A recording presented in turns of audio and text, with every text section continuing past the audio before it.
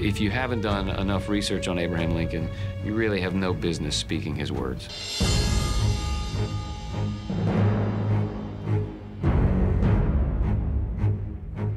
There are few things wholly evil or wholly good. I cannot speak of the things I have seen. My name is Benjamin Walker, and I play Abraham Lincoln in Abraham Lincoln Vampire Hunter. People always ask me to describe what the movie's about, and all I really need to do is tell you the title again.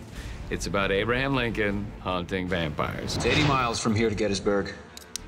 80 miles will decide whether this nation belongs to the living or the dead. I was certainly very intimidated by playing Abraham Lincoln, but then you do a lot of research. You have Greg Canham and Will Huff creating your makeup.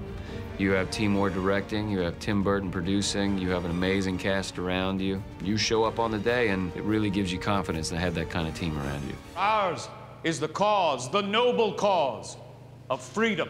In thinking about Abraham Lincoln, particularly in this context, it's important that we're respectful. We understand, yeah, it's a ridiculous premise. We get it. But that's where the joke should end. The movie is the answer to the question, now what? And we tried to make a serious period movie about Lincoln, and to do that, we had to do a lot of research. And there's a lot you can do on Abraham Lincoln. I also have the task of playing him from 19 through his death, so part of my job is to have him age over time. The thing about Abraham Lincoln that first was the window into understanding who he might be in this context was the fact that he was an ordinary guy. That he was an ordinary guy who pushed himself to do extraordinary things for himself and for our country. In that sense, he's the ultimate superhero.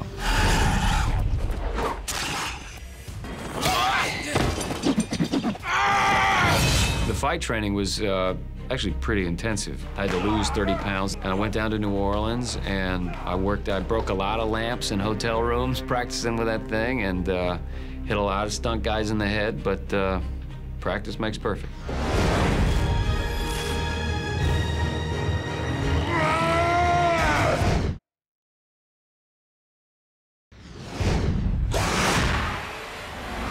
When you merge the two different sides of Lincoln, it's not as challenging as you think because of Timor's direction. In a lot of movies, I feel like there's story, a break in the story for a fight scene.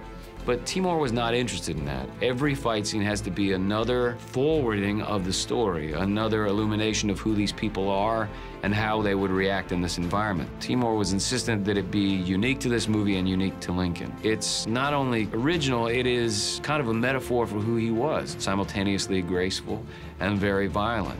And also based on this symbol, the axe for Lincoln was a big deal because he was the rail splitter candidate. So to see it in this new light is fun, but also loosely based in what we already know.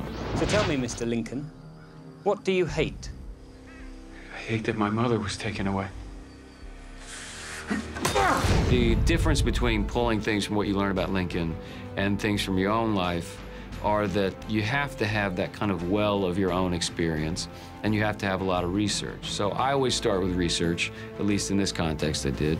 And the other things, I mean, frankly, are private. You know, that's part of your work and how you do what you do differently than other people. Part of what makes going to the movies great, part of what makes telling stories great, is the mystery of it. If you know how the magician does it, it ain't that much fun. The big joke on set was Timor would say, "I have idea," and you just knew all bets were off. And I like that. I like that guerrilla filmmaking. If we're surprised as artists, the audience is going to be that much more surprised. Our fathers brought forth on this continent a new nation, conceived in liberty and dedicated to the proposition that all men are created equal. I don't know that my portrayal of Lincoln is going to be largely indicative of the legacy of Lincoln, but I'll say that his legacy is so big and so safe that it certainly has a place among it. And Lincoln was a funny guy. He had a great sense of humor, and I think he'd get a real kick out of it.